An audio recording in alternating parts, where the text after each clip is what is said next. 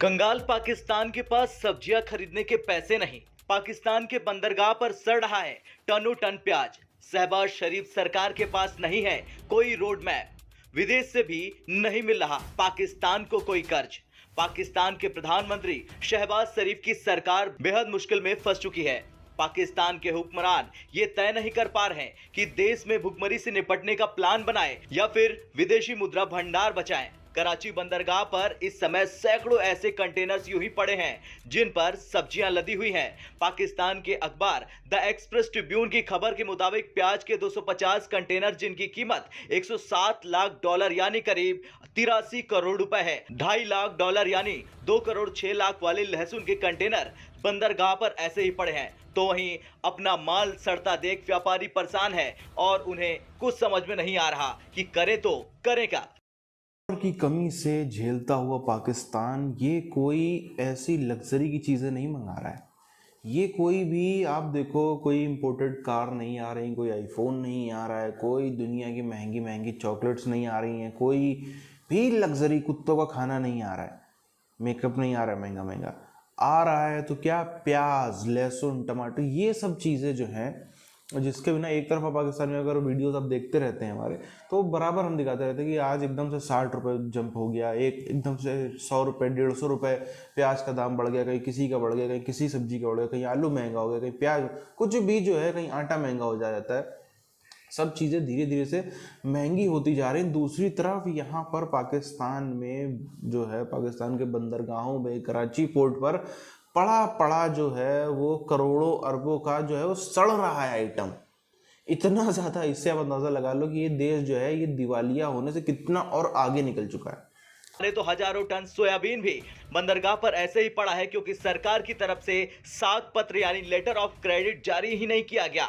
Letter of credit जारी न होने की वजह से ये कंटेनर बंदरगाह पर ऐसे ही पड़े हैं। इन्हें देखकर व्यापारियों का दिल बैठा जा रहा, लेकिन शहबाज शरीफ सरकार का दिल नहीं पसीज रहा। प्याज के कंटेनर्स कराची बंदरगाह के कई टर्मिनल्स पर पड़े हुए हैं। देश के बैंक विदेशी मुद्रा भंडार के अभाव में लेटर ऑफ क्रेडिट जारी नहीं कर पा रहे हैं। पाकिस्तान के थोक बाजारों में प्याज 175 रुपए किलो और खुदरा बाजार में 250 से 270 रुपए किलो तक बिक रहा।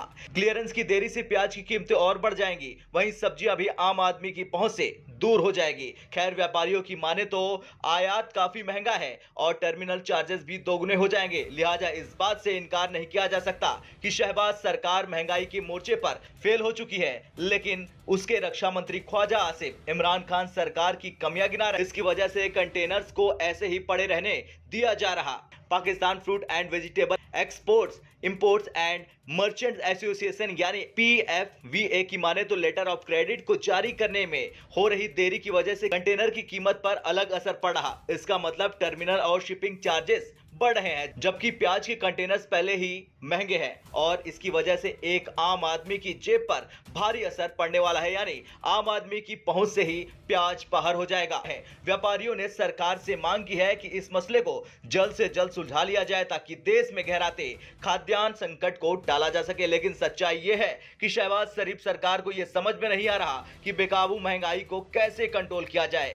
आज हमारे 6.7 उस दिन 7.5 थे, अभी कहाँ गए 700 मिलियन, ये खुदा जाने। तो एक गैर एलानिया, अब जो इंपॉर्टेंट बात है वो ये है कि एक गैर एलानिया माशी इमरजेंसी मुल्क में नाफिज हो चुकी है। अनअनाउंस्ड फाइनेंशियल इमरजेंसी नाफिज हो चुकी है।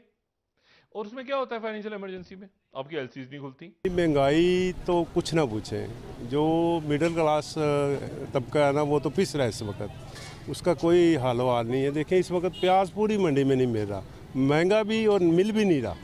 ये हालात हैं इधर, तो क्या बताएं, क्या कर सकते हैं। हम तो अपील ही कर सकते हैं कि जो हमारे वज़ीर आला जो नए आए हैं वो जो दावा करते हैं जी हम आवाम के साथ हैं, तो वो ज़रा देखें आके बाज़ारों में चेक करें ना कि क्या क्या चीज़ मिल रही है और किस भाव मिल रही है। वो बेचारे आते हैं, वो कहते हैं सब्ज़ी नहीं है, सब्ज़ी अगर मिल जाए तो महंगी मिल रही है। महंगाई बहुत ज़्यादा है जी। तो अभी मैंने उनसे पूछा कि टमाटर, उन्होंने कहा 350 रुपये किलो। मेरी भी 64 साल उम्र है, मैंने नहीं इतने महंगे देखे। और प्याज कह रहे हैं 250 रुपये किलो। और फिर ये भी कहते हैं कि शुक्र करो आपको मिल रहे हैं, आप जिंदा फिर रहे हैं। आप उधर जाएँ, जाके साहब में लोग मर रहे हैं।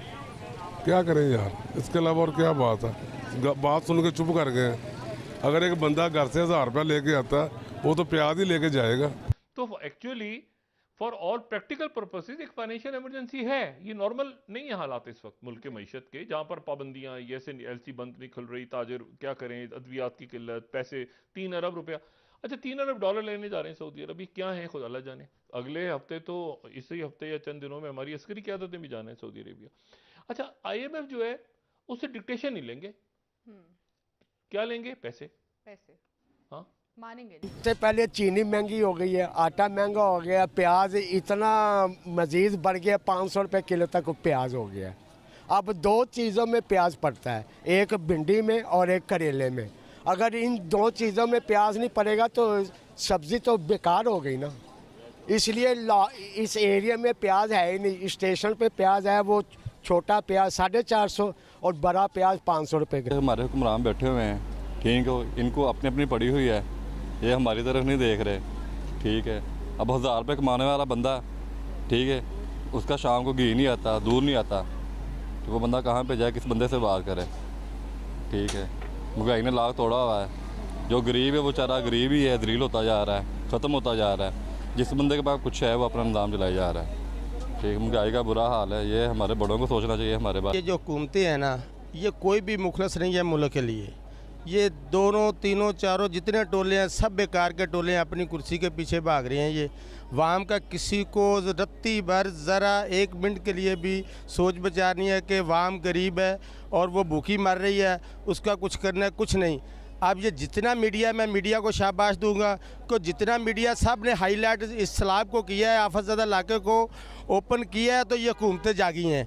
अब ये आगे बढ़ते हुए आपको बताएं कि शहर में प्रेशर के साथ गैस की फराहमी का मामला संगीन हो गया है। विफाक ने गैस प्रेशर की फराहमी की मॉनिटरिंग IB की सुपुर्द कर दी है। IB की टीमें शहर के मुख्तलिफ इलाकों में सर्वे करने लगी हैं। टीमों ने सुई नॉर्दर्न गैस कंपनी से भी रिपोर्ट्स लेना शुरू कर दी है। जी बिल्कुल, मौसम सरमा के दौरान शहर में प्रेशर के साथ गैस की फराहमी का मामला संगीन होता जा रहा है, जिसके बाद विफाकी हुकूमत की जानिब से प्रेशर के मामला देखने की तमाम तर जिम्मेदारी खुफिया एजेंसी IB के सुपुर्द कर दी गई है। ज़रा ने यह बताया है कि एक तरफ सुई नॉर्दर्न गैस कंपनी की जानिब से रोज़ाना की बुनियाद पर शहर समेत दीगर इलाकों में जो गैस प्रेशर के मामला हैं उस पर रिपोर्ट तलब की जा रही है, और ये SNGPL बराह रास्त जो रिपोर्ट है वो IB के अफसरान को भिजवा रही है। लेकिन वो रिपोर्ट IB जो है अपनी ही टीम्स को भिजवा कर वो इलाके जिस पर SNGPL की जानिब से कहा जाता है कि यहाँ प्रेशर ठीक है, और ये ऐसे इलाके हैं जहाँ पर प्रेशर कम है और सार्फिन को मुश्किलात का सामना करना पड़ रहा है। तो पाकिस्तान में इस समय पाकिस्तान आखिर टूट क्यों रहा है, हमको ये समझना बहुत ज़रूरी। पाकिस्तान में, या हम साफ तौर पर कहें तो पाकिस्तानी फ़ौज में इतनी ज़्यादा खेमेबाजी हो गई, इतनी ज़्यादा गुटबाजी हो गई है, जो कमर जावेद बाजवा के रहते रहते सिचुएशन अंडर कंट्रोल थी। मानना पड़ेगा उस बात को। उस व्यक्ति को पाकिस्तान में कितनी ही गालियां दी जा रही हों, कितना ही कुछ भी हो, भले ही वो दुश्मन देश का आर्मी चीफ रहा है, मगर ये कम से कम कहना पड़ेगा। अगर उसको हम लोग न्यूट्रल रहकर देखें, थोड़ा सा इसको ध्यान से समझें, तो उसके रहते में सिचुएशन अंडर कंट्रोल रही। अब क्या हुआ है, जब से आसिम मुनीर आया है, सैयद आसिम मुनीर, इसके बाद से सिचुएशन एकदम से बदल गई है। आप देखो पाकिस्तान में कुछ चीज़ें हैं जो बराबर होती चली जा रही हैं। जैसे ये जो सब्जियां पड़ी हैं, क्या ऐसे ही मंगा ली गई थी? क्या इसको देने के लायक? चलो पाकिस्तानी सरकार कमज़ोर है, लेकिन पाकिस्तान में बहुत बड़ी बड़ी मोटी मुर्गियां हैं जो आराम से इसको खरीद सकती हैं और आराम से बेच सकती हैं, चाहती भी हैं खरीदना। उनको पता है कि ये जो पड़ा है माल, अगर इसको हम उठा करके बेचेंगे तो आगे फ़ायदा होगा। महंगा तो वैसे ही बेच रहे हैं, पूरे मार्केट में तो आखिर तक कंट्रोल है ही। वो जानबूझ करके सड़ाया जा रहा है, जानबूझ करके सड़ाया जा रहा है, ताकि जिसने वो मंगाया है, इनडायरेक्टली आप पहली बार तो ये समझ लो, जितने मंगाने वाले हैं, जितने बेचने वाले हैं, सब अलग अलग पाकिस्तानी फ़ौज के ऑफिसर्स के ही बिजनेस चलते हैं। हर पाकिस्तानी फ़ौज का जो अफसर है वो पहले अलग अलग बिजनेस संभालता था। अब सिचुएशन क्या हो गई, जो मौजूदा सिचुएशन हो गई है, बाहर से कर्जे आने हो गए बंद। बाहर से कर्जे आने हो गए बंद, तो अब जिसकी भूख है 4 रोटी की, उसकी भूख एकदम से 1 रोटी तो हो नहीं जाएगी, भूख तो उतनी रहेगी। उसी तरह से जो भूख थी अफसरों की मोटी कमाई करने की, वो उतनी ही रही। अब हुआ क्या, प्याज का अगर बिजनेस है तो प्याज के बिजनेस में 4-4 फौजी कूद गए। अगर उसमें फॉर एग्जांपल आटे का बिजनेस है, उसमें 6-6 कूद गए। ड्रग्स का बिजनेस है उसमें 8-8 कूद गए। तो ये जो 6-6 8-8 लोग उसी को करेंगे, स्वाभाविक सी बात है हर कोई चाहेगा कि दूसरे का बिजनेस खत्म करो, मैं अपना बढ़ाऊँ। यही हो रहा है। जो हावी पड़ रहा है वो सामने वाले का माल पकड़वा रहा है। इसी तरीके से आप देखो इस समय नार्कोटिक्स डिपार्टमेंट जो है वो बड़ी तेजी में, बहुत इस समय पाकिस्तान में एक धराधर रेड पर मारी जा रही है। धराधर जो है वो कहीं एयरपोर्ट से, कहीं सी पोर्ट से, कहीं अलग अलग ठिकानों से ड्रग्स बरामद किया जा रहा है। क्यों किया जा रहा है? इसलिए नहीं कि पाकिस्तान में ड्रग्स खत्म करना है, इसलिए कि जो फलाना मिस्टर एक्स या मान लें मिस्टर ए है कोई जनरल, उसका वो काम चलता है, उसको बंद कराना है। उसके लिए जो मिस्टर बी है वो बंद कराना चाहता है। एक ही दूसरे के पीछे इतना पड़े हुए हैं, एक ही दूसरे का धंधा मारने में, एक ही दूसरे में एकदम से जंगली बिलौटों के जैसे लड़ रहे हैं पाकिस्तानी अफसर। इसी वजह से पाकिस्तान टूटता हुआ हमें असलियत में नजर आ रहा है।